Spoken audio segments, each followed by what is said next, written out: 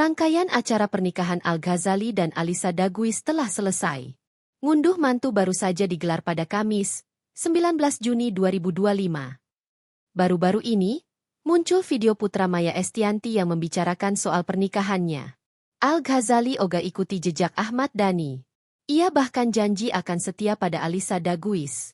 Video tersebut tayang di akun Instagram Lambe Gosip, Kamis, 26 Juni 2025. Setelah resmi menikahi Alisa Daguis, Al-Ghazali berkomitmen dalam hati untuk menjaga keutuhan rumah tangganya hingga akhir hayat. Ia menyatakan bahwa kesetiaan adalah hal yang membanggakan. Satu istri cukup. Setia itu keren dan berkomunikasi itu wajib, ungkap Al-Ghazali.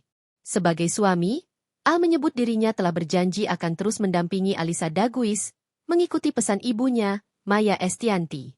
Aku tahu banget perempuan itu harus dihargai, makanya ketika aku memutuskan untuk menikah dengan Alisa Daguis maka aku bilang sama diri aku, Al harus menjadi laki-laki yang berbeda, menjadi suami yang berbeda.